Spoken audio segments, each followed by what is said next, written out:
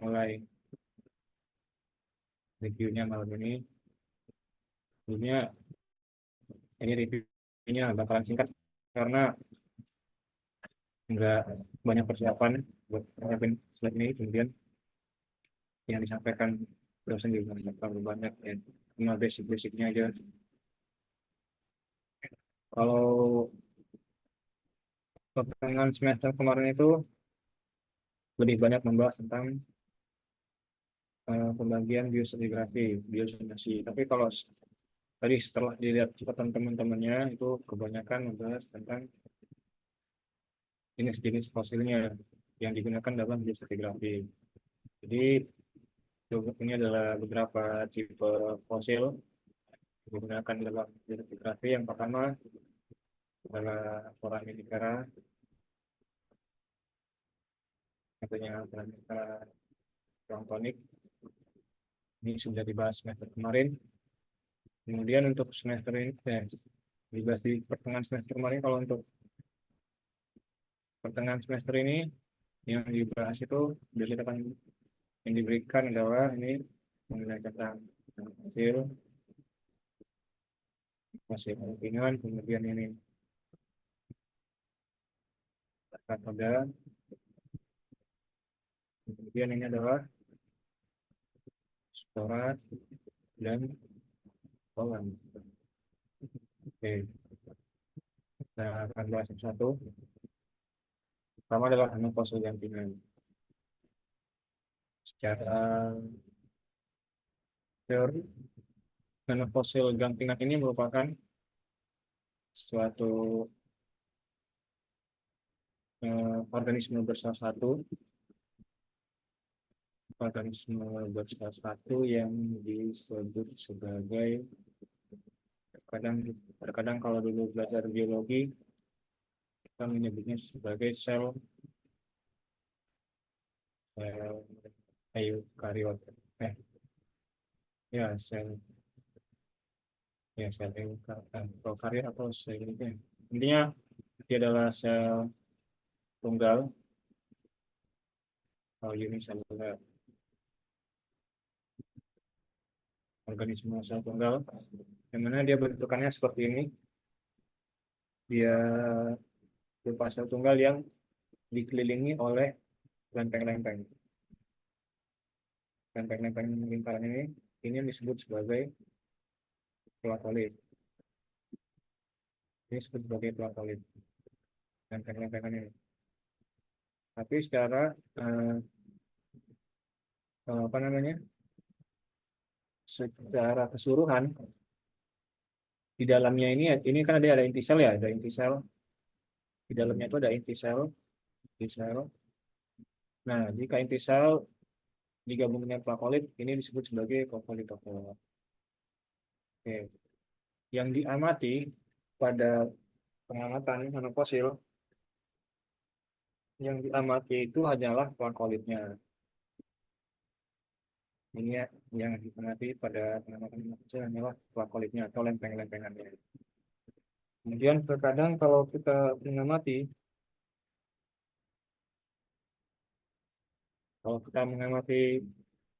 nanofosil itu dia ukurannya itu adalah biasanya itu 3 sampai 4 mikrometer. Kadang di beberapa literatur disebutkan ukurannya itu 0,25 sampai 0,3 mikrometer. Tapi ini secara realnya, nyatanya, ini ukurannya sangat kecil sekali. Sangat kecil dan jarang digunakan. Yang misalnya yang aktualnya itu dia ukurannya itu adalah 3 sampai 10. Aktual. Ya, ini intinya secara teoritis saja, tapi itu jarang sekali digunakan. Kemudian secara taksonomi, biasanya kalau kita belajar taksonomi, karena fosil itu, biasanya kalau kita belajar taksonomi ya itu kan ada kingdom, 5 kingdom. Kingdom Prokaryota, Eukaryota, fungi, kemudian ada animalia, ada plantae, kemudian animalia. Nah, kalau si anak fosil ini dia masuk ke dalam kingdom kingdom Eukaryota, tapi lebih tepatnya dia masuk dalam dispesifikkan masuk dalam Kromsta. Atau dia hampir sama dengan Eukaryota. Mengapa dia sama dengan Eukaryota? Karena dia memiliki yang namanya intisel. Kemudian filumnya nanti kalian itu ini film, ini ya kingdom ya, ini kingdom. Kemudian filumnya lupa, ntar cari sendiri ada taksonominya. Dan ini nggak terlalu penting untuk dihafal. Yang penting tahu kingdomnya apa. Ya, gampangnya gini, ini basicnya saja. Kemudian bagaimana mekanisme pengendapannya? Karena ukurannya sangat kecil, tanpa secara normal dia akan terendapkan dengan laju pengendapan yaitu 15 cm per hari. Ini akan memerlukan waktu sekitar ratusan tahun untuk mencapai dasar sedimen, untuk mencapai sedimen yang ada di dasar lautan.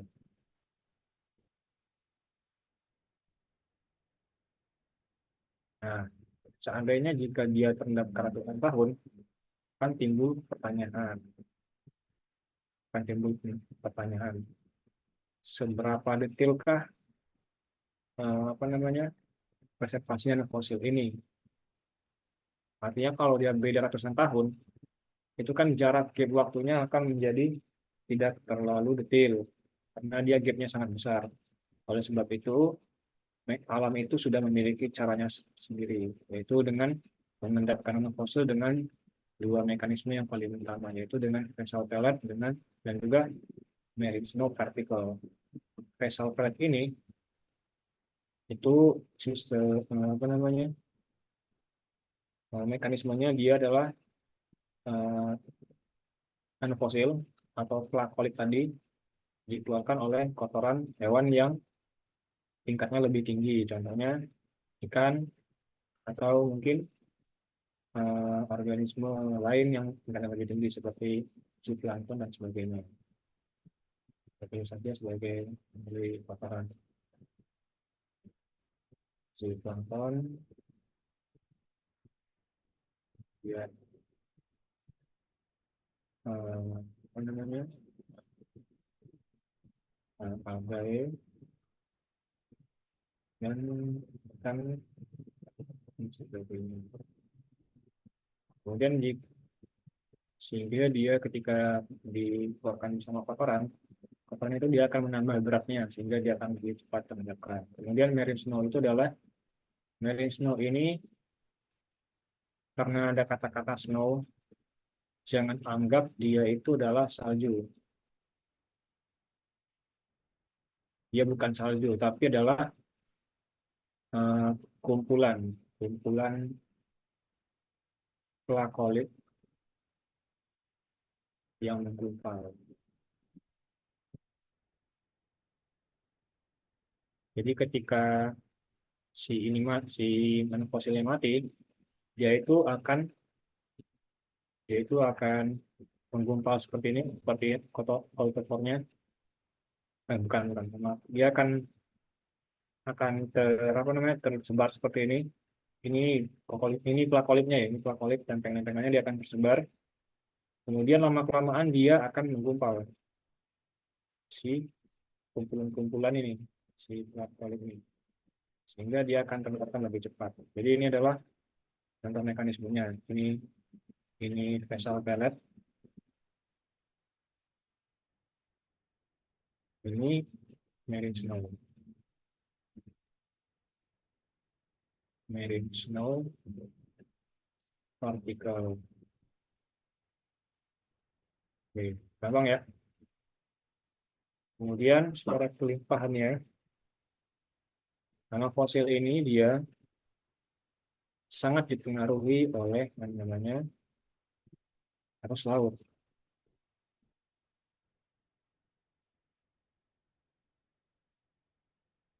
Oke, yang paling sering yang paling sering eh, mempengaruhi kelimpahan nafas ini adalah namanya arus upwelling.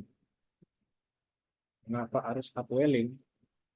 Karena eh, karena ketika adanya arus upwelling ini ini mungkin aku jelaskan lagi, sebenarnya ini sudah dijelaskan lagi secara arus upwelling itu terjadi ketika adanya angin yang menghembus si permukaan lautan, permukaan air pada lautan. Akibatnya ketika ini terhembus, bagian bagian massa air yang ada di tepian di sini, di tepian ini, dia akan berpindah ke sini. Oleh sebab itu, untuk mengisi kekosongan tersebut, bagian yang merah ini, yang kosong ini, dia akan diisi oleh bagian yang di bawahnya.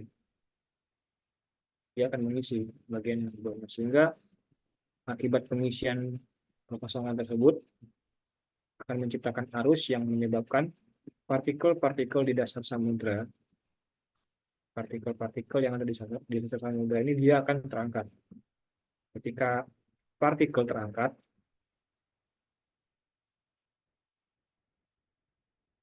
dia akan membawa nutrisi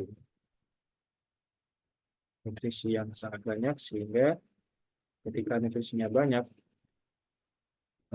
apa namanya, produktivitas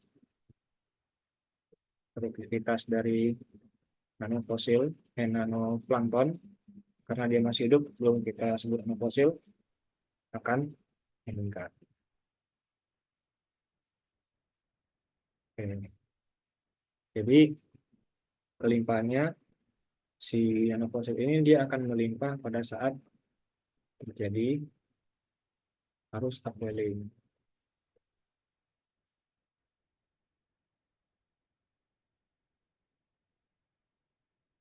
Oke. Kemudian arus upwelling ini dia akan apa namanya, karena semakin dalam itu suhunya akan semakin naik, dia akan membawa massa air yang suhunya itu lebih dingin, sehingga zona fotik itu akan naik. Fotik akan naik. Zona fotik itu adalah zona yang membatasi massa air. Jadi gampangannya biar gampang dipahami, zona fotik itu ini yang lebih, kita anggap saja massa jenis air itu simbolnya rho.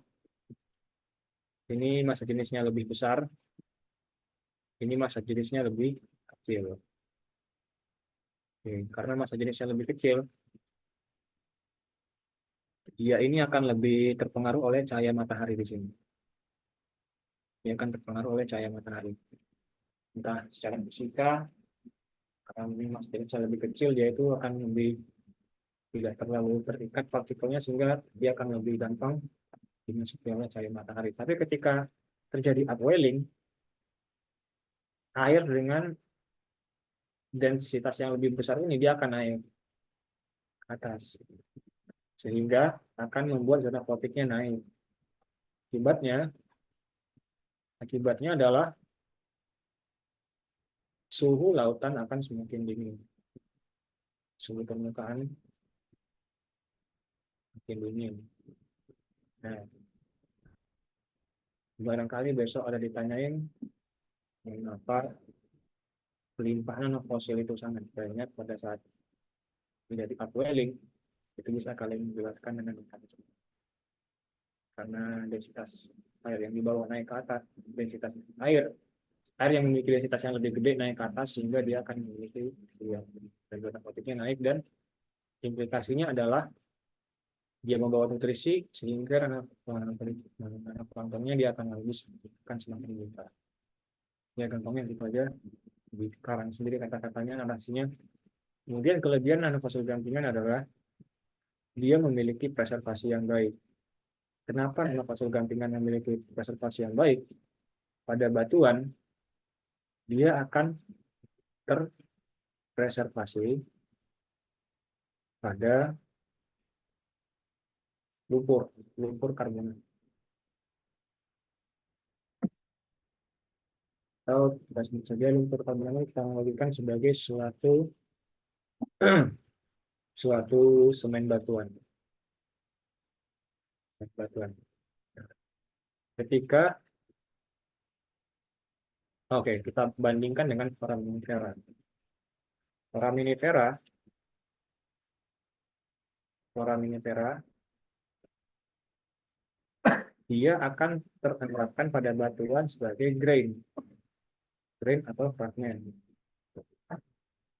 Oleh sebab itu, ketika terjadi erosi, fragmen akan hancur. Fragmennya akan hancur sehingga preservasi dari si foraminifera akan jelek. Berbeda dengan nanofosil, yang mana preservasinya dia pada lumpur karbonat. Anggapannya kalau meskipun batuannya tererosi, lumpurnya itu nggak akan hancur. Dia akan hanya paling terpecah-pecah. Sehingga preservasinya lebih baik. Gampangnya seperti itu. Anggap pada matriks dan fragmen batuan. Kemudian kalau ini yang kedua, dia memiliki kelimpahan yang sangat besar. Dalam 1 gram batuan, anggap saja 1 gram partikel batuan, di dalamnya itu ada 20.000 apa? Miliar, juta, ribu, tebak-tebak, ratusan, 20, ada ratusan atau apa? Dalam 1 gram partikel batuan itu memiliki kandungan nanofosil sebesar 200 juta, 20 juta, 200 juta spesimen. Jadi dalam 1 gram batuan itu dia memiliki kandungan 200 juta spesimen. Itu kalau kita jadikan sebagai bilangan satuan, ya, yaitu 2 dikali 10⁻⁸ spesimen per gram. Sedangkan jika kalian menggunakan foraminifera itu hanya memiliki sekitar, kalau kita bandingkan, dia hanya memiliki sekitar 2 kali 10⁻³ spesimen. Nggak sampai sih. Foraminifera itu hanya memiliki sekitar sangat sedikit dalam 1 gram. Dia paling hanya memiliki sekitar 100 spesimen per gram. Nggak banyak foraminifera itu. 100 spesimen per gram. Jadi jelas kan kelimpahannya beda. Jadi kalau dalam 1 gram itu foraminifera kalian akan menemukan fragmenitik, kemudian kuarsa, gelasan dan sebagainya, sehingga presentasinya kelimpahannya sangat sedikit dibandingkan dengan nanofosil. Kemudian preparasinya yang mudah dan ekonomis. Preparasinya cukup gampang, yaitu dengan smear slide teknik. Ya, yang diambil hanyalah larutan lumpur karbonat. Kalau foraminifera kalian perlu mengayak, dikeringinnya sampai 8 jam, itu kan tidak mudah dan juga ekonomis, tetapi dibandingkan dengan si smear slide sama-sama ekonomis sih, tapi lebih gampang nanofosil karena hanya perlu mengambil larutan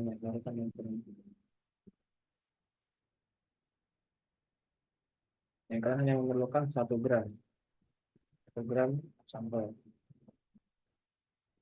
Gampang dan ekonomis. Paling ya harga kaca ini paling ya cuma Rp3.000. Ya totalnya ya paling sekitar 5.000-an lah nyiapin 1 sampel ini. Jadi dia lebih murah. Kemudian sifatnya itu yang selanjutnya adalah dia kosmopolitan. Kosmopolitan ini artinya tersebar di seluruh dunia. Meskipun beberapa spesies tidak penyebarannya hanya di beberapa lintang tertentu, tetapi secara umum dia tersebar di seluruh dunia.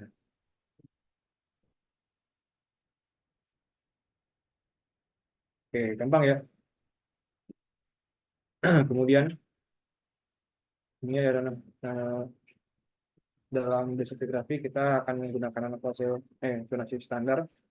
Zonasi standar itu intinya kita akan mencari biozonasi, biozonasi dengan penamaan tertentu seperti kalau dalam Martini itu dia menggunakan namanya biozonasi ya. Biozonasi yang diberi abjad itu NN.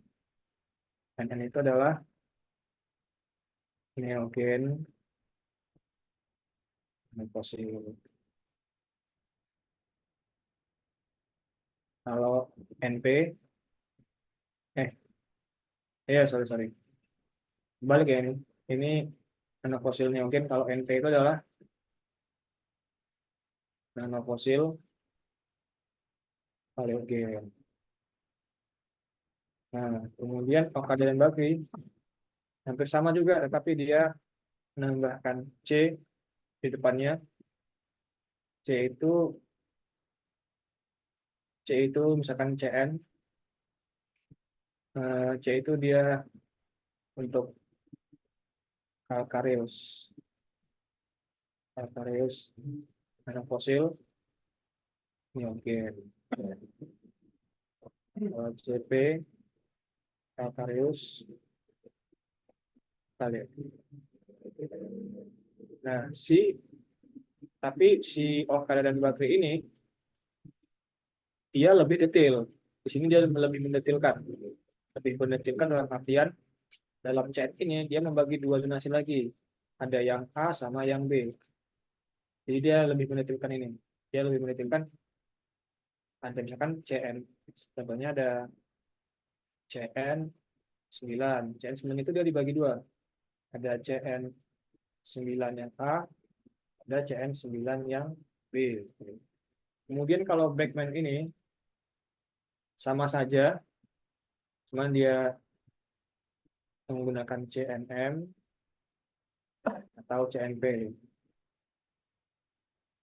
Ya, atau CNPL atau inilah.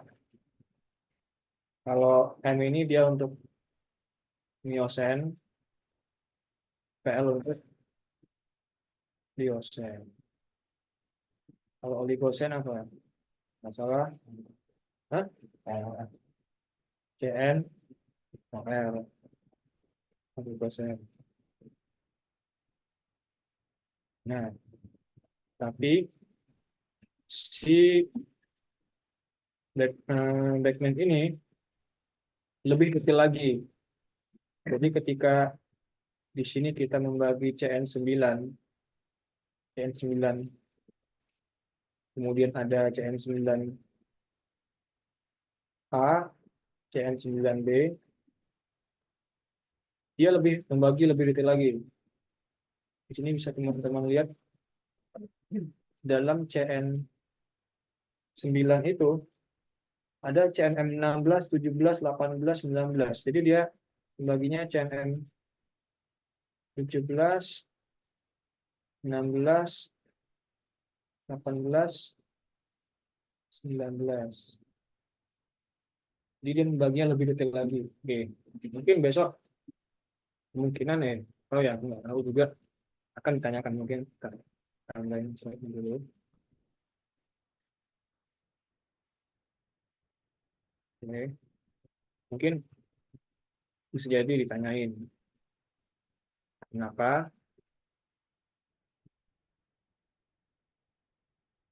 ada biozonasi berbeda. Oke, mengapa para peneliti itu membeda-beda, memperbarui biozonasi yang ada. Tujuan pertama adalah untuk mendetailkan. Oke, tujuannya adalah untuk mendetailkan. Logikanya gini analoginya.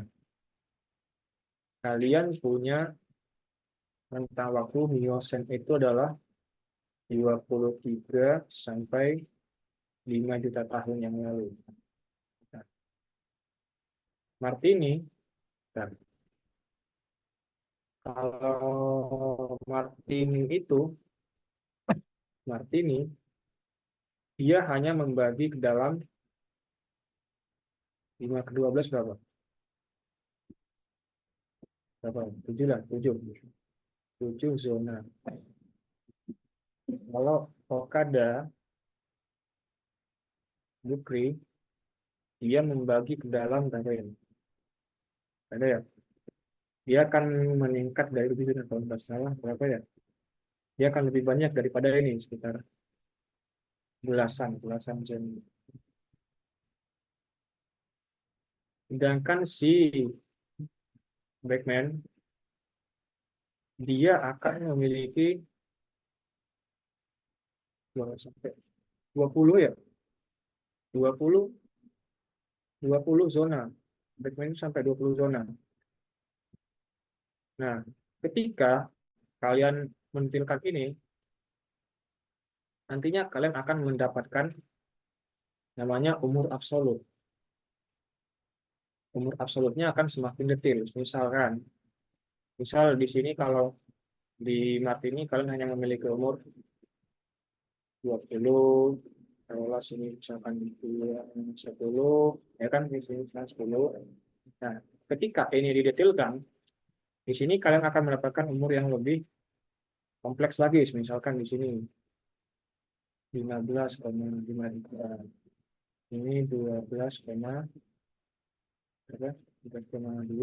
misalkan 7,5, atau misalkan 22,1. Jadi ketika umur ini semakin detail, interpretasi interpretasi sejarah geologi, sejarah dan fenomena lainnya akan semakin detail dan dapat dipakai untuk dibandingkan dengan penelitian-penelitian yang dilakukan oleh orang lain yang tidak kita kenal. Jadi misalkan aku di Indonesia, dan kan aku punya teman namanya si Thomas di Inggris. Aku menemukan adanya, misalkan ada event geologi penutupan jalur Indonesia (ITF). ITF itu menyebutkan di Miosen Tengah. Tapi siapa si Thomas dia menyebutkan di Miosen Tengah tapi dekat ke Miosen awal. Oleh sebab itu kami harus menyamakan. Aku tanya ke Thomas, kamu dapatnya di umur berapa? Oh, aku dapatnya di umur sekitar 15. Aku jawab, oh, aku dapatnya di sekitar umur 13,2. Enggak jauh-jauh banget ya berarti. Nah, jadi kita dengan mengkoreksikan seperti itu, kita dapat menyamakan fenomena geologi yang pernah terjadi. Gampangnya gitu. Kemudian ini tergantung apa namanya yang ini untuk mendetailkan mendapatkan biodatum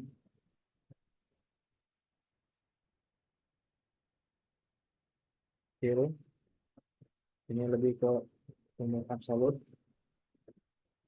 Dan terakhir lebih kepada preferensi peneliti.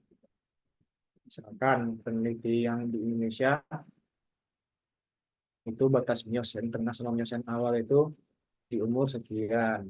Sedangkan di Inggris batasnya lebih muda lagi. Jadi mereka menggunakan nama fosil yang berbeda. Jadi bedanya itu saja. Jadi kuncinya ini. Kemudian beralih ke selanjutnya adalah spora dan polen. Oke. Mereka ini secara taksonomi itu masuk ke dalam dua kingdom. Kalau kalau spora ini dia masuk ke dalam kingdom fungi. Kalau pollen dia masuk ke dalam kingdom belantae. Nah, kalau spora ini seperti yang katakan tadi dia ada pada fungi atau jamur, kemudian ada pada bryophyta atau moss. Kalau arti moss, ada yang tahu arti moss enggak? Hmm? Moss itu artinya lumut. Moss itu artinya lumut, itu bahasa Inggris. Lumut. Kemudian pollen ini ada pada tumbuhan yang berbunga, Angiospermae, dan tumbuhan yang tidak berbunga, Gymnospermae. Nah, pollen ini dia adalah serbuk sari. Jika kita belajar geologi, belajar IPA di SMP, serbuk sari itu adalah sel jantan. Sel jantan dari suatu organisme. Seandainya kita analogikan dengan hewan, dengan animalia, serbuk sari ini sama dengan sel sperma. Nah, kalau spora ini, dia tidak memiliki afinitas gender.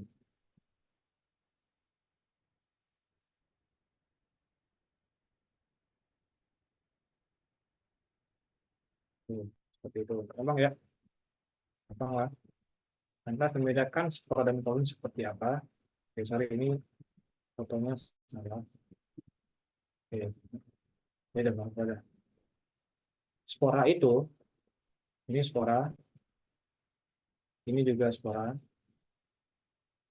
Bentukan spora itu, dia bentuknya biasanya, bentar. Bentukannya itu dia simetris. Bentuknya simetris dan lebih ukurannya kecil. Ukurannya kecil. Mengapa ukurannya kecil? Karena dia merupakan sel haploid. Aku juga lupa kalau singkat itu N, dia tanpa apa namanya tanpa ada pembelahan sel dan biasanya bentuknya lebih bagus. Nah, kalau si ini spora ini biasanya kayak ada ornamen tengah-tengah ini kayak huruf D gini. Kemudian di sini ada ornamen belahan pada spora ini. Biasanya bentuknya dia segitiga, segi lima, atau segi enam. Nah, kalau untuk pollen sebentar ini aku baca dulu tambahin statnya.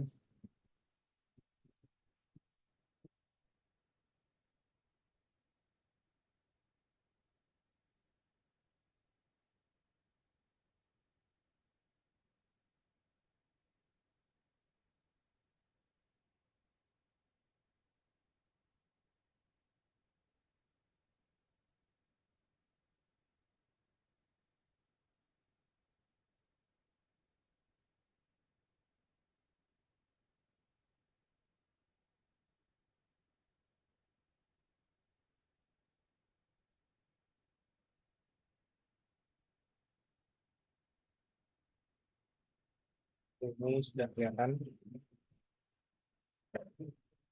Oke, kalau spora, kalau pollen, nah,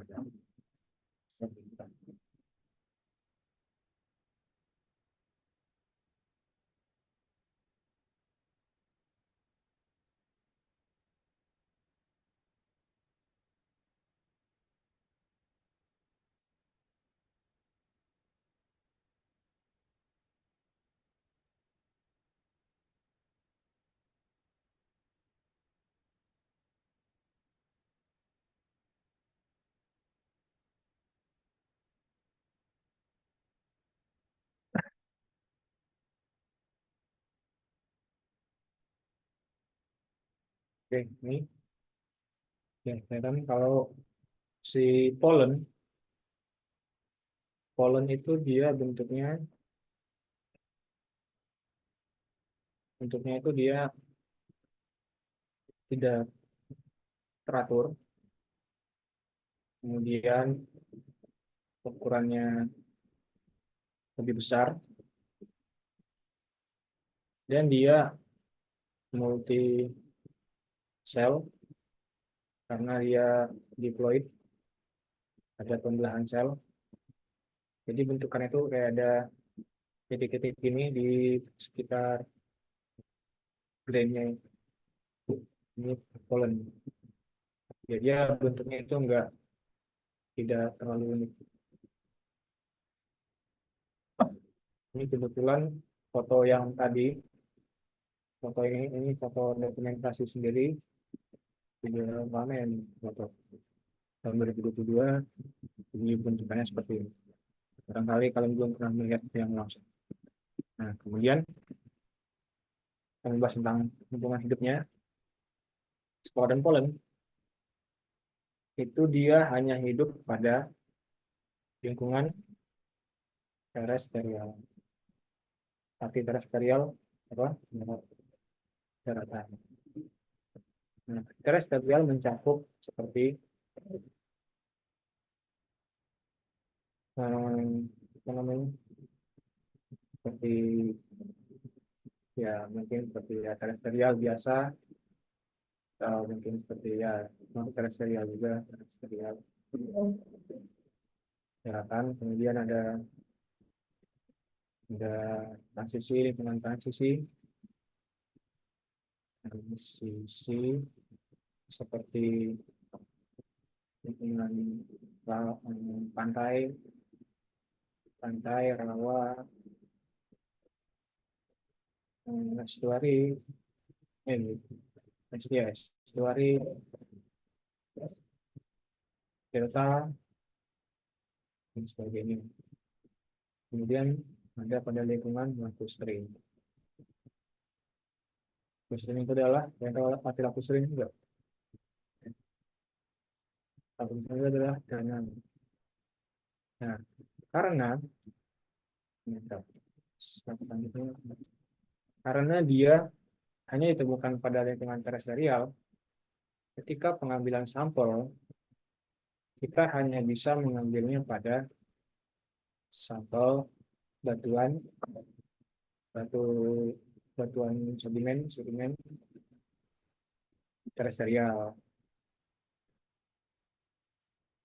Ciri khas dari batuan sedimen terestrial itu dia bersifat reduktif.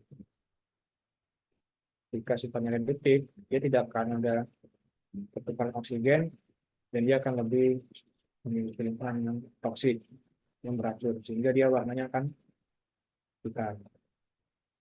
Biasanya sedimen terestrial yang dijumpai berupa paling umum adalah gambut, kemudian batu serpi. Kalian tahu batu serpi apa? Shell. Shell itu adalah lempung hitam. Shell itu adalah lempung hitam. Kemudian pada batu bara.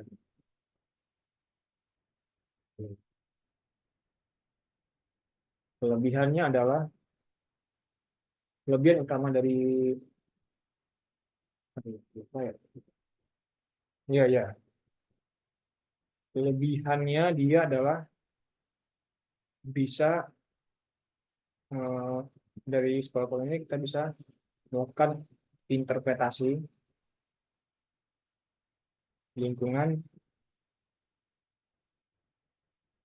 terestrial yang lebih kemudian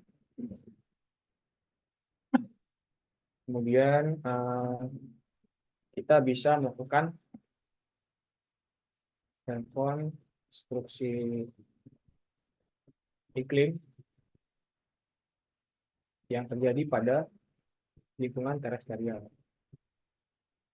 Biasanya kan kita rekonstruksi iklim itu pada zona voting. Tapi kalau kali ini kita bisa merekonstruksi karena pada zona yang tidak di lautan. Jadi kita bisa merekonstruksi ya seperti daerah kita sekarang ini, kita memang berada di daratan. Kira seperti apa? Kita bisa mengetahui dengan cara terkadang pada pada iklim yang arid atau arid nggak artinya apa? Arid itu artinya kering, kering. Kemudian kalau lembab kalau bahasa Inggrisnya ya udah nggak ya lembab. Ketika kita contoh ambil contoh lingkungan lembab dulu.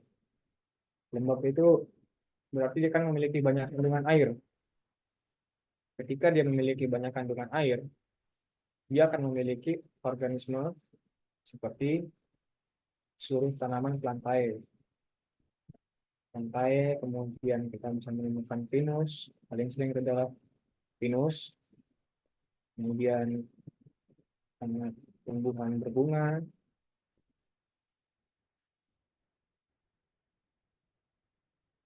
dan lain-lain. Tapi ketika iklim arid kering, itu kan kandungan air sedikit. Ketika kandungan air sedikit, tumbuhan apa yang bisa hidup pada kondisi air sedikit? Selain kaktus. Kaktus itu memerlukan air yang sangat banyak. Apa? Ada yang tahu nggak? Tumbuhan yang bisa tumbuh jika kondisi air yang sangat sedikit. Jawabannya adalah moss. Lumut. Jadi lumut itu adalah penciri lingkungan kering. Nah, kering ini asosiasinya adalah iklim dingin, lembab, asosiasinya iklim hangat. Kenapa hangat lembab? Karena tingkat presipitasi itu sangat besar.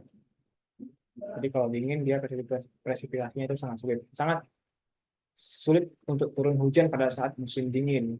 Yang turun hanyalah salju. Salju bukanlah hujan, bukan air yang turun, tapi es. Kita memerlukan air. Yang kita minum adalah air, bukan es. Makanya seperti itu.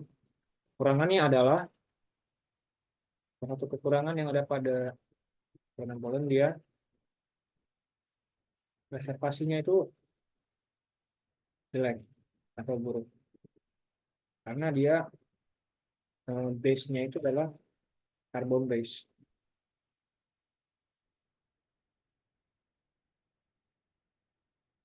Berbeda dengan fosil dan juga foraminifera yang mana dia itu base-nya itu adalah mineral kalsit, CaCO3, sehingga dia lebih tahan terhadap pelapukan. Sedangkan kalau kita karbon base itu dia lebih rentan terhadap pelapukan.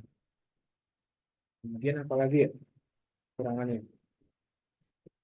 Presentasinya jelek, kemudian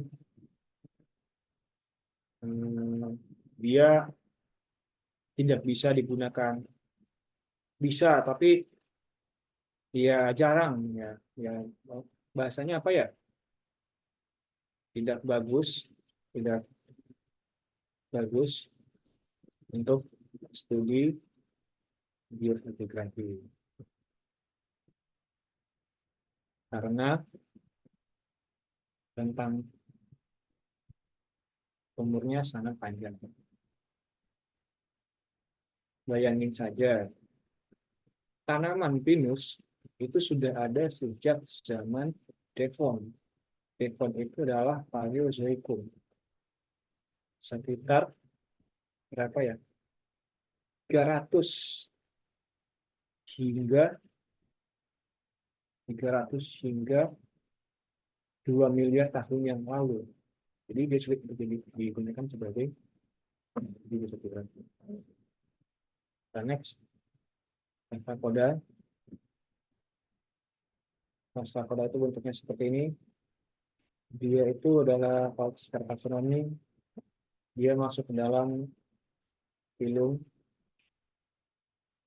Arthropoda atau yang gampangnya kita sebut sebagai hewan berkaki buku.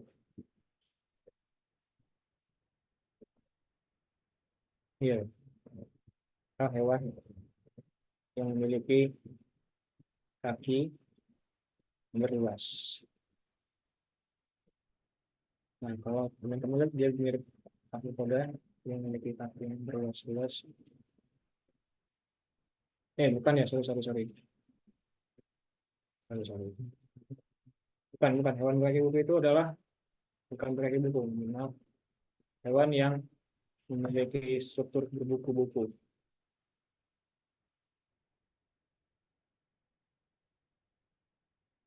Seperti contohnya adalah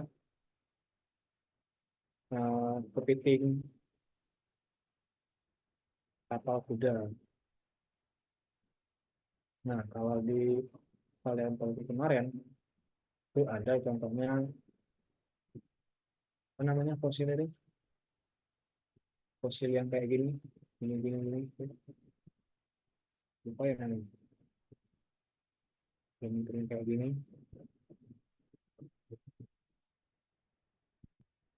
Nah, itu dia sejenis itu. Dia bentuknya seperti ini, bentuknya itu gampangannya seperti udang yang tinggal di dalam kulit kacang. Jadi dia udang, tapi tinggalnya di dalam kulit kacang kayak gini, arthropoda. Nah, lingkungan hidupnya itu hampir sama, kebanyakan di terestrial. Contohnya ada pada lingkungan, kalau arthropoda kita tidak usah menyebutkan lingkungan pengendapan lagi, tapi kita menyebutkan lingkungan yang sekarang seperti air tawar, air payau, atau air payau. Ya, mungkin kalau kita lihat lingkungan pengendapannya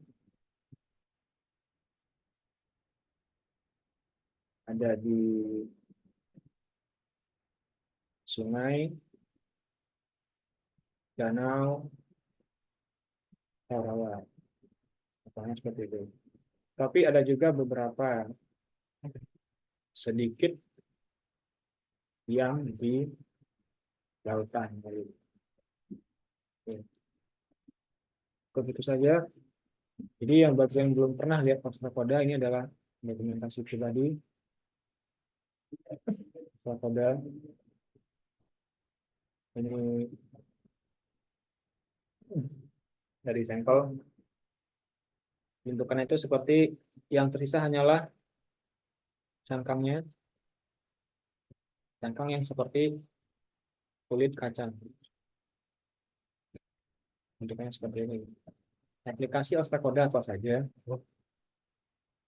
Aplikasinya sangat berguna untuk penentuan lingkungan endapan, terutama pada rentang umur present. Present itu ya Holocene ya, Holocene. Ya, kita anggap saja sebagai Pleistocene sampai Holocene. Holocene recent dah. Jadi kan oleh Holocene. Kemudian sangat berguna dalam um, dia itu memiliki kelebihan adalah bersifat regional. Jadi dengan kita mengetahui ostracoda ini spesiesnya, spesies tertentu, dia akan mencirikan lokasi asal kerendakan. Jadi misalkan kita menyebut ostracoda, ternyata ostracoda yang kita dapatkan ini dia identik spesiesnya dengan ostrakoda yang hidup pada masa kini itu dengan ostrakoda yang ada di Australia. Sehingga kita bisa tahu bahwa spesies ini terbawa ketika tektonik terjadi membawa mikrokontinental bagian Australia menuju ke Indonesia. Ya, seperti itu. Kemudian aku kurang menambahkan ini adalah kurangannya dia tidak bisa, bukan tidak bisa, tapi kurang ya kurang bagus digunakan dalam biostratigrasi karena umurnya sangat muda. Dan biasa yang meneliti ostracoda ini adalah orang-orang biologi, mungkin saja sebagai mahasiswa biologi yang digunakan untuk melihat perubahan global dalam skala waktu present. Contohnya adalah polusi, kemudian perubahan salinitas, perubahan karbon. Sampai sini ada pertanyaan? Ada pertanyaan nggak sampai sini? Jika tidak ada, kita istirahat sebentar, 10 menit. Nanti kita akan beralih ke aplikasi biostratigrasi. Jadi tunggu sebentar ya teman-teman. Sambil menunggu biar di musik dulu. Tenang.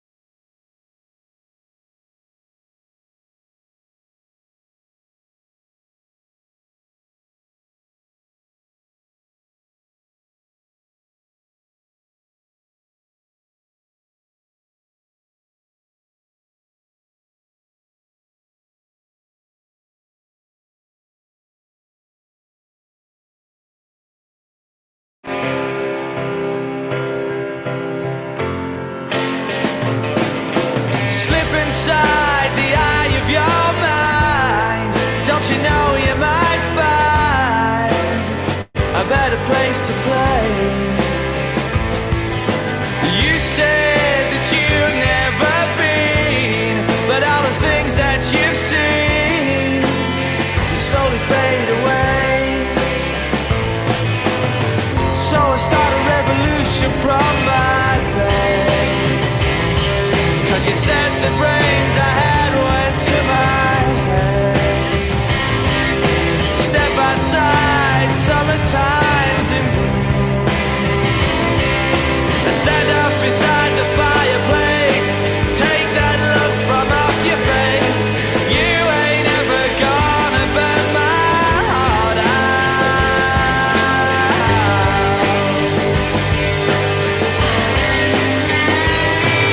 And so Sally can wait.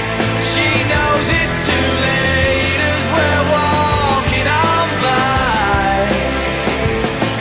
Her soul slides away, but don't look back in anger, I heard you say.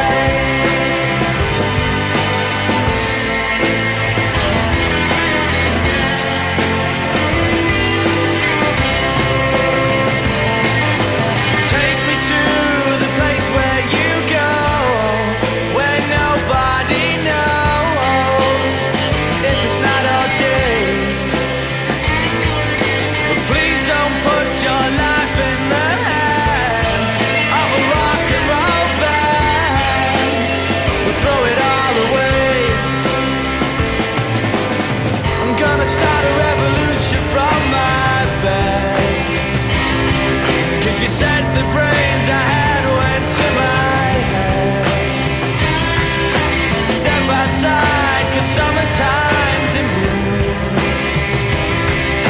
Stand up beside the fireplace, take that look from off your face, 'cause you ain't ever gonna burn my heart out.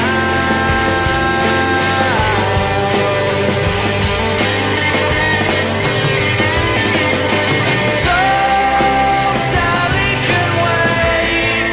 She knows it's too late as she's walking on by.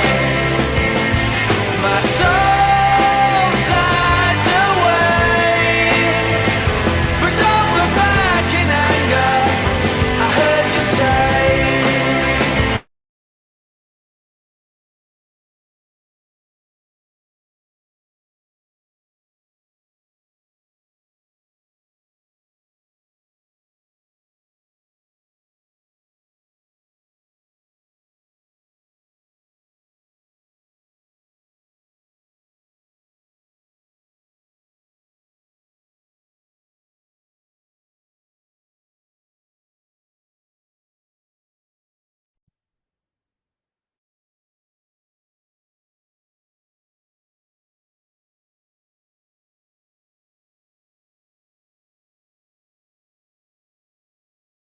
Halo, oke, gimana ya? Ini dikit aja ya. Oke, ini mungkin kita selanjutnya ke aplikasi saja. Nanti mungkinan prediksiku pertanyaan tentang aplikasi akan keluar ujian besok. Jadi ini mengacu pada PPT, menjelasin ulang saja. Mungkin buat orang yang kuliah tidur, jadi ini jelasin lagi secara kulitnya saja, yang aku jelasin hanya sekedar kulitnya saja. Ini kalau yang pas ujian, yang pas kuliah nyata atau serius itu mungkin bisa belajar mandiri, nambahin dari literatur lain. Ini aku hanya menjelaskan kulitnya saja. Oke, yang pertama aplikasinya itu kalau di PPT disebut sebagai biostratigraphic steering. Oke. Konsepnya biostratigraphic steering ini itu aku kedengeran nggak? Apa nih? Biostratigraphic steering itu hampir sama dengan korelasi biostratigrafi. Tapi dilakukan pada skala yang lebih besar apa kecil? Skala besar. Karena skala besar itu artinya dia semakin detail. Contohnya, mungkin ini refreshing saja. Barangkali besok kalian biar nggak kebingungan di KL, akan begini.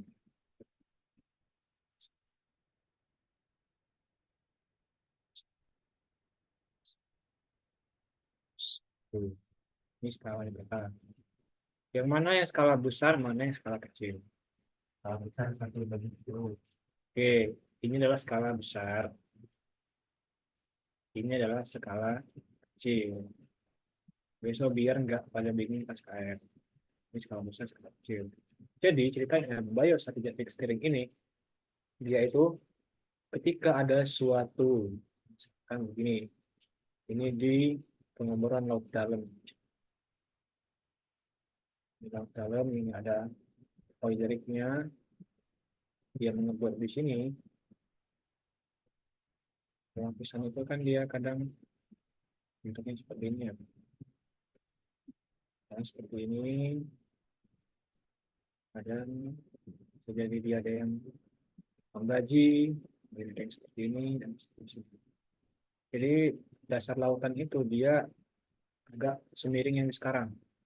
Kalau dia sudah tersingkap di permukaan, jadi misalkan ada batuan, dia tersingkap di permukaan, dia akan memiliki kemiringan. Umumnya, contohnya, terutama pada batuan yang berada pada zona-zona marginal, seperti zona subduksi, kemudian apa namanya, pembukaan antar lempeng benua, polisi, dan sebagainya. Dia akan memiliki kemiringan. Contohnya di formasi-formasi yang ada di sekitar Yogyakarta, Pulau Jawa, dan sekitarnya. Tetapi ketika batuannya tidak tersingkap di permukaan, contohnya di dasar laut, dia biasanya akan tidak memiliki kemiringan yang signifikan. Dia hampir mendekati datar atau pada kondisi pengendapan normal. Sehingga pada lautan itu kita memiliki kondisi seperti ini. Nah, di sini itu adalah apa namanya? Basinnya, zona-zona patahannya. Nah, di sini terkadang meskipun kita sudah mengetahui pelapisannya oleh seismik, kita mengetahui pelapisan seismik. Tetapi orang seismik, geologi migas, itu hanya membaginya berdasarkan sequence stratigraphy.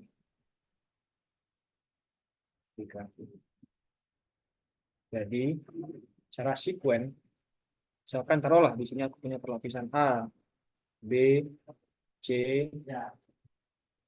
D, dan E.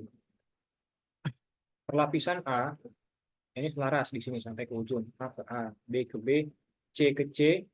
Nah, C ini dia akan selaras dengan si D.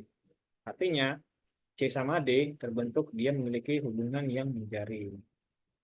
Kemudian E baru di bawahnya adalah F. Jadi secara sistem stratigrafi dia akan melihat berdasarkan apa ya namanya? Aku lupa, berdasarkan marker. Marker itu dia berdasarkan MFS, TST, dan sebagainya. Ini aku juga kurang paham.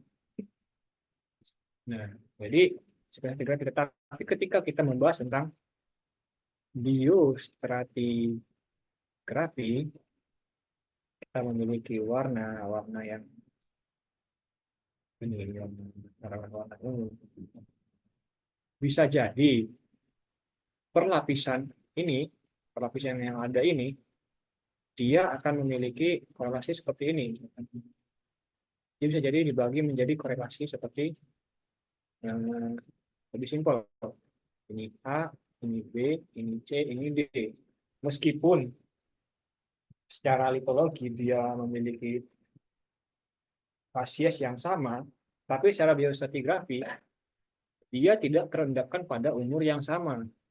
Makanya kita biostratigrafi itu dia membagi strata berdasarkan kandungan fosil, berdasarkan umur. Artinya, misalkan ini A, ini A ya. Nah, itu sampai ke sini, meskipun dia ada perlapisan B, artinya B sama A itu dia terendapkan pada rentang interval umur yang sama. Seperti itu biostratigrafi. Nah, lantas, maksud dari biostratigraphic steering ini adalah, taruhlah misalkan di sini kita punya reservoir yang warna kuning. Reservoirnya yang si C. Ya, reservoir. Nah, biostratigraphic steering itu dia melakukan pada skala yang kecil. Jadi mereka di sini membuat sumur pemboran yang jaraknya berdekatan. Jaraknya itu sangat berdekatan. Jadi di sini dibor, di sini dibor, di sini dibor, di sini juga dibor. Nah, ketika dibor, kan dibor nih, dibor, juga dibor, di sini. Nah, ketika dibor, ini akan menghasilkan korelasi stratigrafi yang detail, sehingga kita bisa mengkorelasikan reservoir itu secara langsung, sehingga kita bisa mengetahui bahwa misalkan perlapisan yang ingin kita ambil minyaknya itu hanya pada bagian sini saja. Misalkan sini kena juga, sini juga kena. Jadi kita mengkorelasikan reservoir di sini, mengkorelasikan reservoir secara real time dalam skala yang kecil. Jadi kalau bedanya dengan korelasi stratigrafi biasa, yang biasa ya, ini itu, nah ya, next saja. Misalkan korelasi stratigrafi yang biasa, ini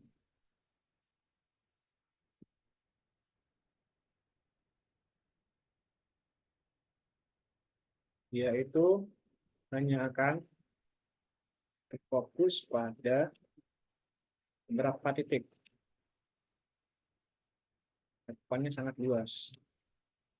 Sehingga di sini kan kita punya A, B,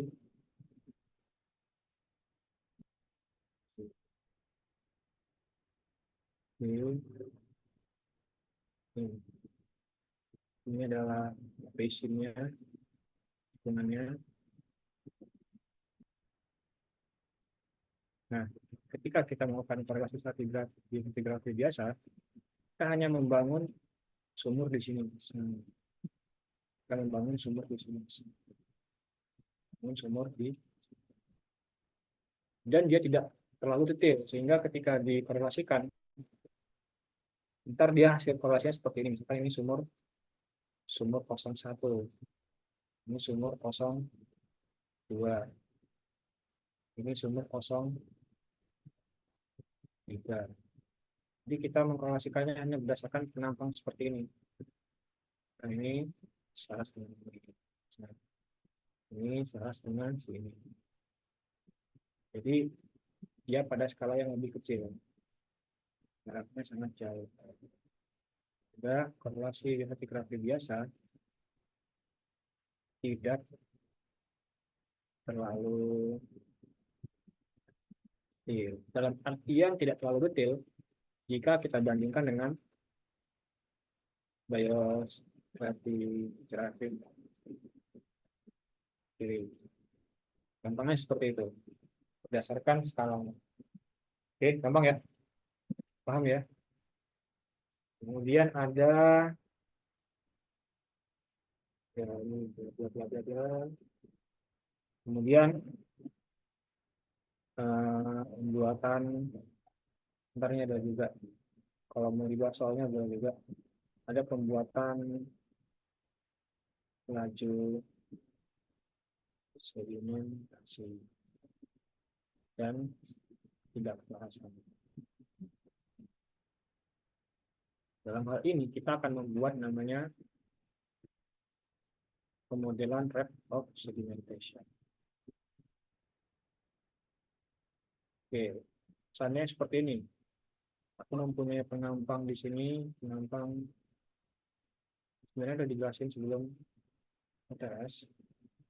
Di sini aku mempunyai suatu biodatum. Nah, di sini aku mempunyai biodatum. Spesies A, spesies B, spesies C. Oke. Di sini mungkin ada juga biodatum lain. Ini spesies B. Ya kan? Kemudian, nah, ternyata pada titik ini, aku juga menemukan biodatum spesies spesies ya, spesies B. Ini aja dah pada. Nah, ini dia umurnya 20. Nah, ini ada 8 ini 12. Ini umurnya dia 10 tahun. Nah, ini umurnya dia loncatnya ke langsung ke 5. Nah, berarti kan sudah jelas ada peloncaran umur yang mengindikasikan dia ada suatu ketidakselarasan. Jadi dengan ini kita bisa membuat pemodelannya. Dengan cara rumusnya adalah laju sedimentasi. Rumusnya ini adalah rumus gradien Y1 kurang Y2 per X1 kurang X2. Y itu adalah apa dok? Y itu adalah ketebalan. X itu adalah menurut biodatum. Nah, kalau misalkan UTS nggak keluar, ini ya jadi besok keluar disuruh bikin ini. Ya kalau misalkan seperti ini ya tinggal bikin rumus gradien. Misalkan ini A kecil, ini B kecil kedalamannya. Berarti laju sedimentasi ini kita bikin saja P sedimentasi. P rumusnya berarti apa? A kecil kurang B kecil per A besar kurang B besar. Dengan P sedimentasi. Nah, jika sudah seperti itu, nanti kita akan membuat apa namanya garis ini. Sekarang di sini kan garisnya ini adalah sumbu Y adalah tebal, sumbu X adalah umur, ini taruhlah ini 20, ini 12, ini taruhlah 10, ini taruhlah 5, ini taruhlah 3,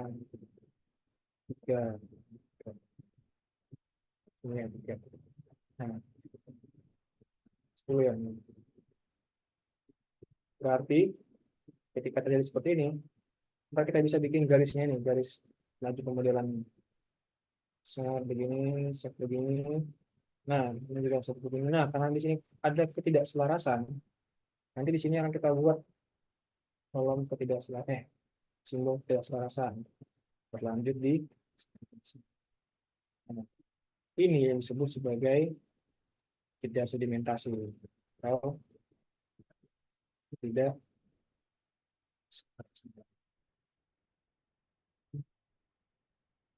ya kan benar kan gampang ya. Kemudian ketika ketidakselarasan terjadi mungkin akan ada pertanyaan berapa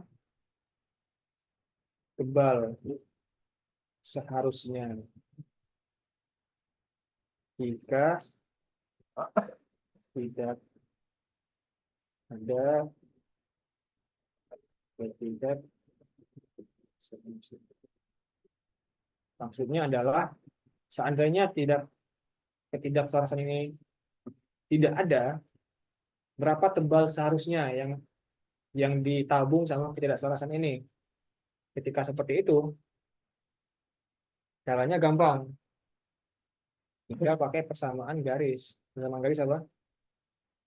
Ini sama dengan M dikali X plus Y. Ya kan? Dan ini adalah laju sedimentasi. Ini adalah konstanta bebas.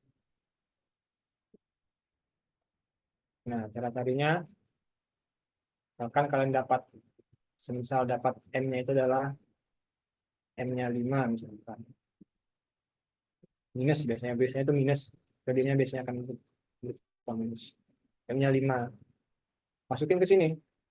Misalkan kita ambil kondisinya si ini misalkan A-nya ini taruhlah misalkan dia 200 juta. Kemudian ini 20 MA misalkan. Ini berarti adalah si Y-nya, ini adalah F-nya. Kita masukin ke rumus, Y-nya berapa? 200. Kemudian M-nya minus 5. Dikali X-nya tadi 20. Plus C. Minus 100 plus C 200.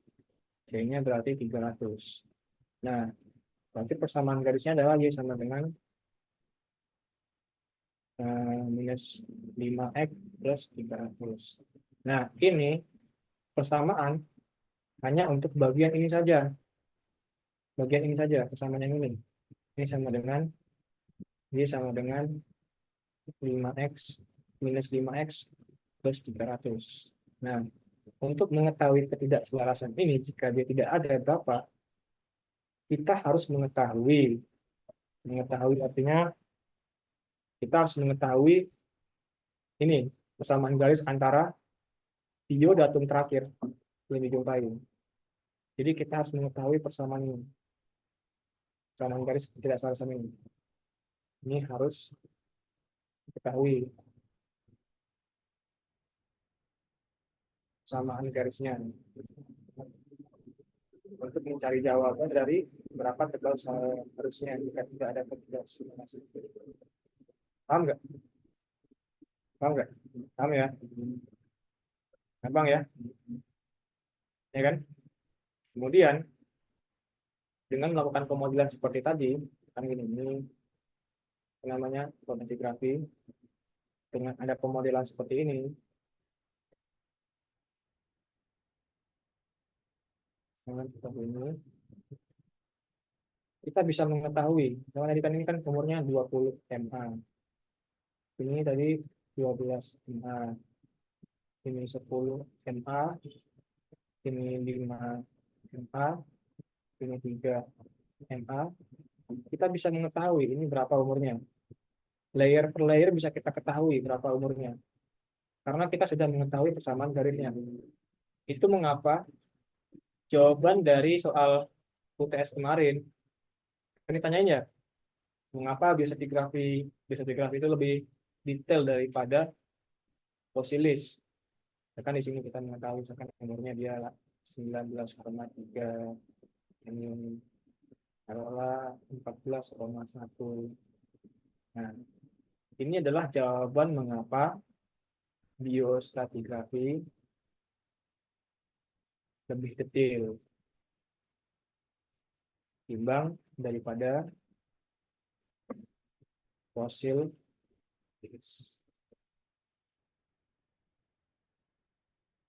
Jadi kuncinya di sini. Kita bisa mengetahui layer per layer. Karena fosilis kita hanya bisa fokus pada satu sampel saja. Meskipun dia menggunakan zona biostratigrafi, contohnya menggunakan nanofosil NN 10 misalkan 10. Umur NN 10 itu dia itu umurnya rentangnya cukup panjang. Kalau tidak salah itu sekitar 10, sekian sampai 8,2 MA.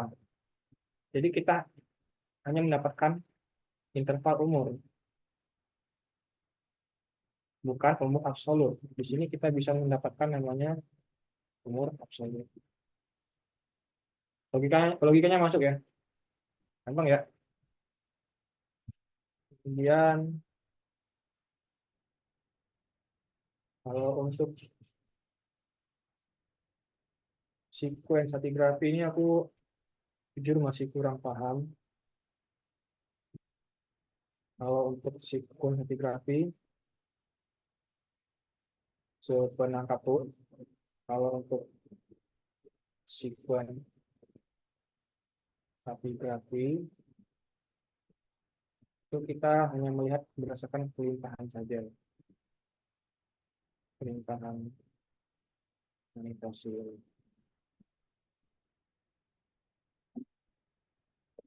Seandainya dia pada fasius TST, pelimpahannya akan banyak karena terjadi pendalaman air ya, pendalaman yang akomodasi. Kalau misal dia TST sedikit karena dia terjadi pendangkalan. Kemudian apalagi ya? Kemudian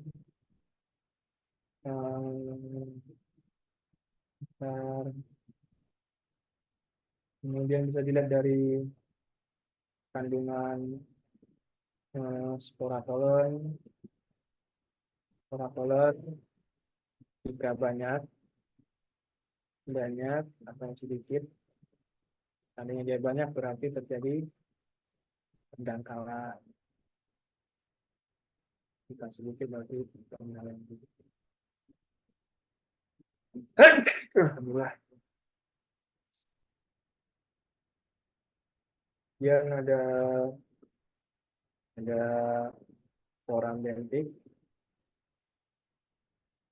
Itu ntar ada laut dalam, dangkal,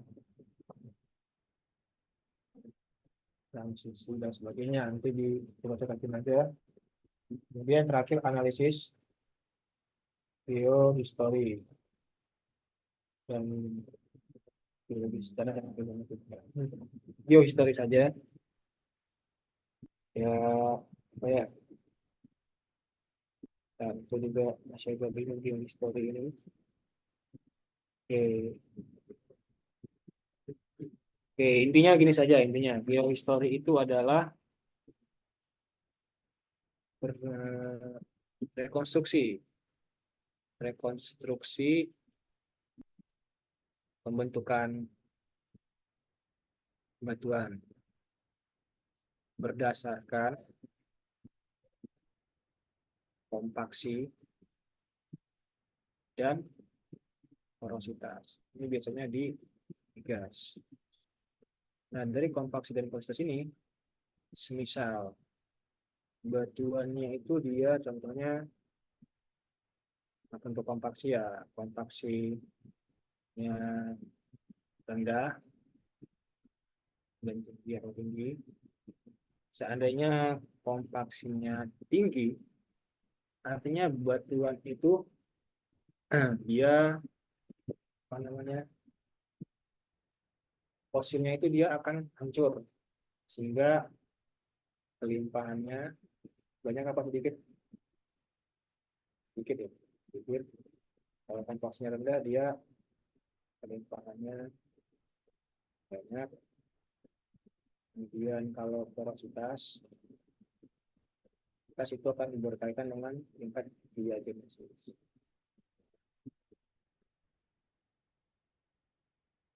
Jika rendah diagenesisnya lemah, kelimpahan besar, tinggi lawannya diagenesisnya kuat, limpahannya sedikit. Jadi balik lagi ke kompaksi. Ya, nanti dari sini kita bisa mengetahui sejarah pembentukan.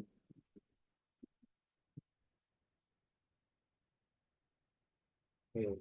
Sampai sini saja mungkin. Gampang ya. Ini apa? Habis ini apa ya? Oke. Jadi mungkin ini saya aku share saja soal tahun 2022. Hasilnya soal ini tidak pernah ini ya ini soal yang tidak pernah dilakukan di UTS.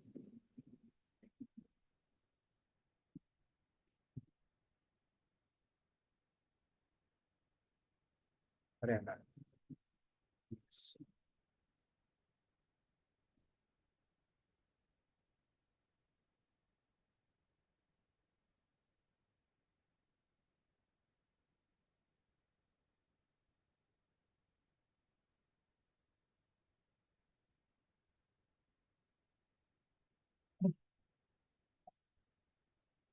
Ini view.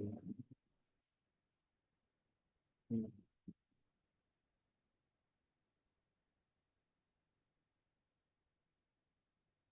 Ah.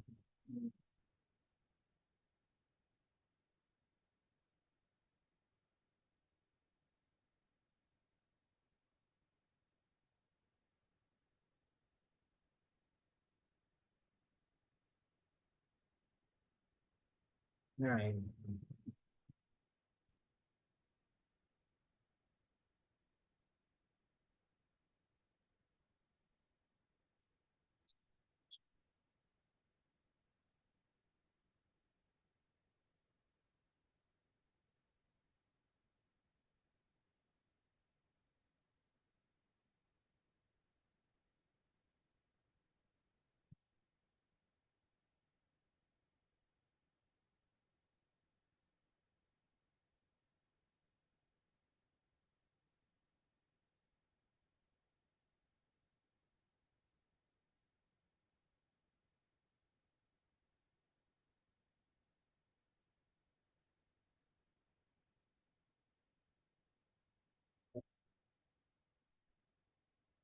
Di bangku cuma dulu. Garansi. Oke, oke, oke, siap. Right.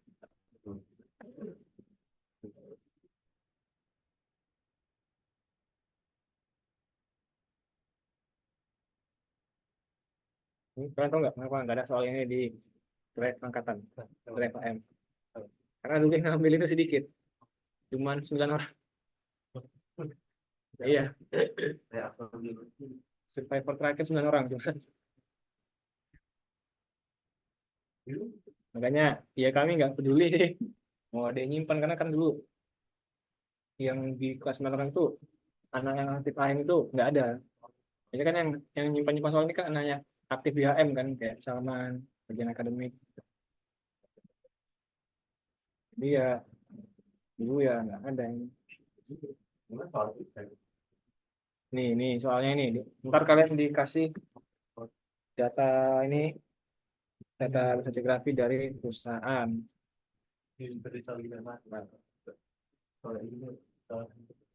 Jadi soalnya paling terpanggil nggak seperti itu ini.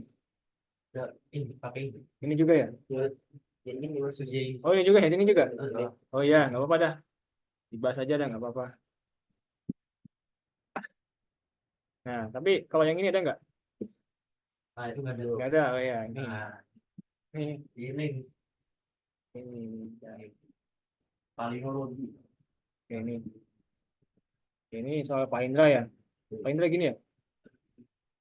Nah, jadi kan disuruh mencari zona, kemudian biostratigrafinya, dan juga apakah ada.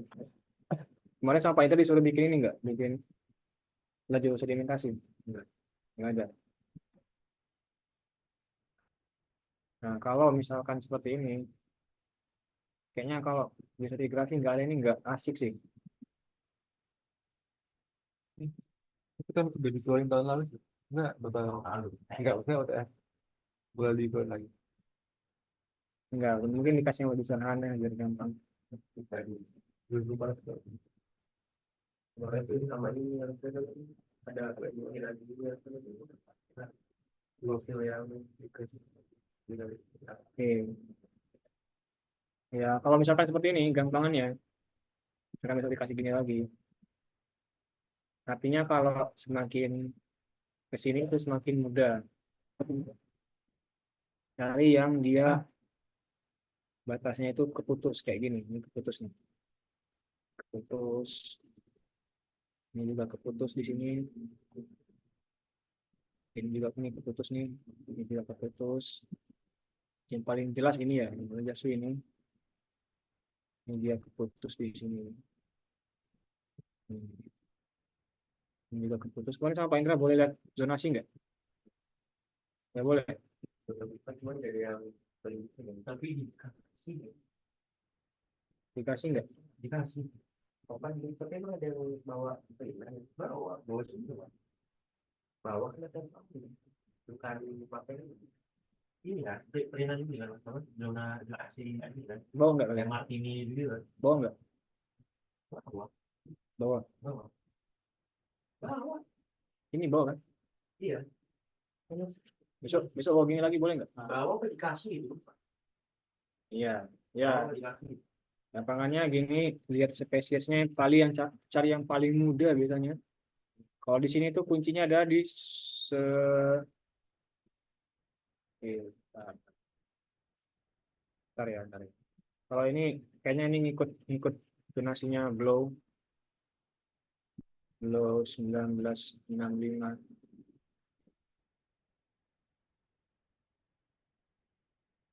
Nah, karena kalau misalkan kalau seperti ini,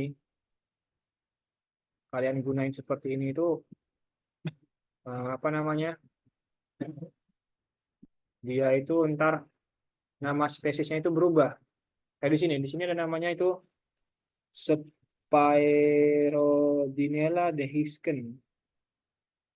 Nah, ini juga ada G dehiscens. Lebih global kuadrina dehiscens. Kalau nggak salah itu sekarang digabungin di terbaru, dikasih terbaru. Kalau tidak salah ya. Nah, kan. Tadi agak lama ya.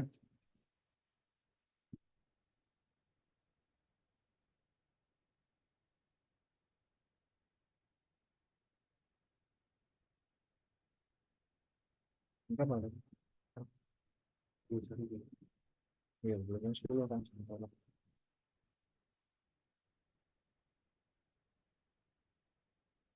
Nah, ini.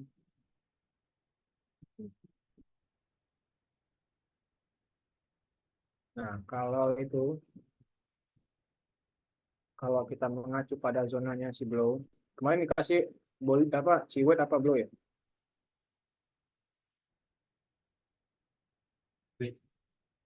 Wait, aduh. Nah, kalau nggak salah ini si Spiro Deisken ini menjadi batas. Ini Deisken. Kemudian cara di sini dia Tumida. Tumida juga. Biasanya yang muncul itu Tumida, Spiro Deisken. Nah, contoh di sini ada Urbulina universa. Dulu kalau aku bilang ada ya bro, pada Urbulina universa, artinya dia sudah masuk ke nomor Nah, kemudian di sini ada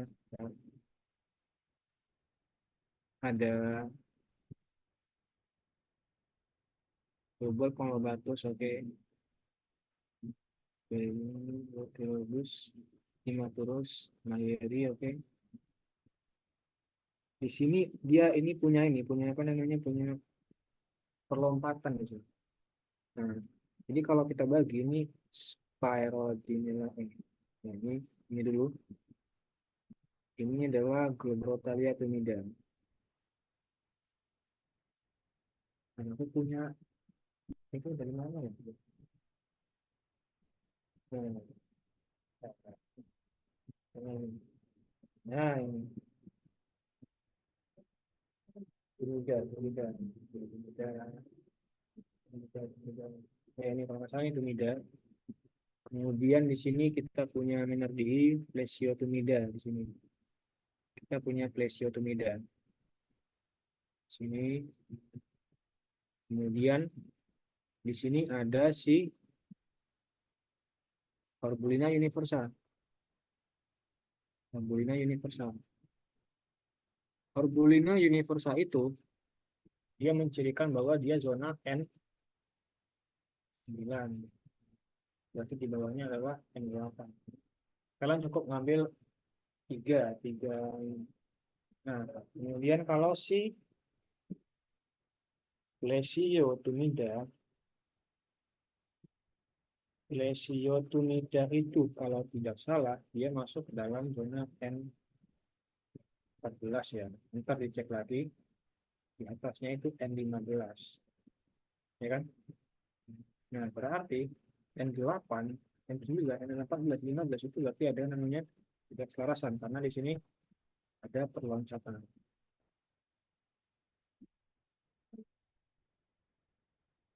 Ntar ya dibikin aja gini. Bikinnya ya sederhana. Ini biodatum si Corbulina universal. Si Lesio Tumida ini berbeda. Nah, ntar kalian gambarin aja seperti ini. Bagian ada sini. Nah, ini. Sini. Sini. Nah, ini adalah grafik maju sedikit. Apakah ada ketidakselarasan? Ya, jawabannya ya. Ini ada ketidakselarasan. Jelaskan ketidakselarasannya. Berarti ada keloncatan umur dari N9 menuju N9. Oke, gampang ya. Nggak usah detail, gambarin pakai pulpen di kertas biasa gitu aja. Ini ujian. Kemudian nomor 2, ini apa namanya fosil gampingan masih dijumpai pada endapan laut dalam. Beberapa kasus dijumpai pada batuan sedimentasi sedimen. Jawabannya karena yang pertama paling mungkin adalah proses tektonik. Proses tektonik itu dia akan membawa batuan ke lokasi yang lebih dalam. Sehingga dia akan terjadi proses informasi batuan sehingga menghasilkan metan sedimen. Jawaban paling mungkin itu kemudian adanya mekanisme pelindung. Contohnya vessel pellet. Jadi ketika sampai di zona bawah di sini, plakolit akan terhindar di kehancuran. Yang gampang ini jawabannya mekanisme pelindung sampai jelas saya ingin jelaskan terlebih gambarin aja. 3 aplikasi palinologi yang Anda ketahui. Sudah ada aplikasinya.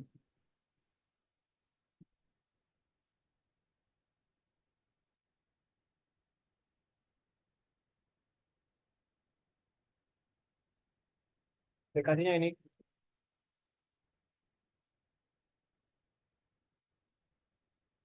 Berarti, nah, berarti aplikasinya adalah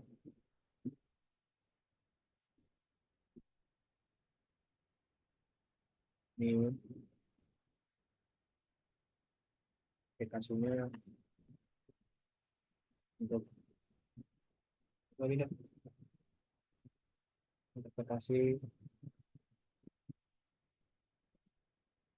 lingkungan penindakan dan sekalian. Contohnya semisal pinus itu biasanya ada di daerah mana? Daerah tinggi kan? Elevasi tinggi. Kemudian bakau. Bila bakau itu biasanya elevasi rendah. Dengan kemudian interpretasi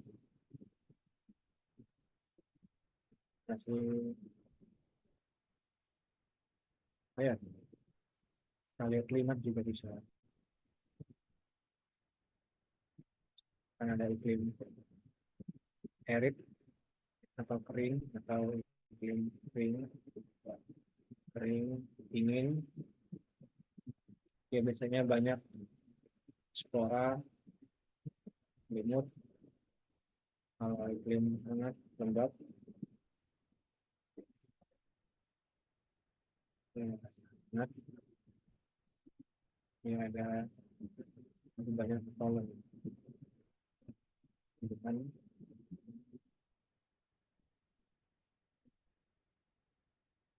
Bang ya, gimana ya? Ada pertanyaan? Nggak ada ya? Ya udah, ini teman-teman pada ngantuk. Kayaknya marah tadi setelah lagu. Oke, oke, terima kasih ya. Cukup sampai di sini. Terima kasih, nanti akan ada share. Sama-sama. Oke.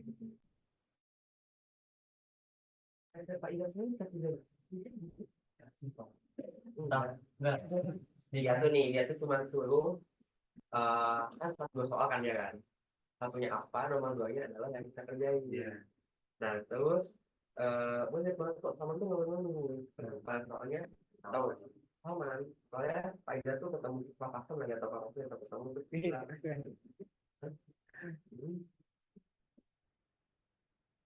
bos, ada lu berisik. Bos, Katanya cadel berisik. itu gue sakit ya. Oke, sudah ya teman-teman. Aman aja, dah. Assalamualaikum. Masih Mas. Terima kasih Mas.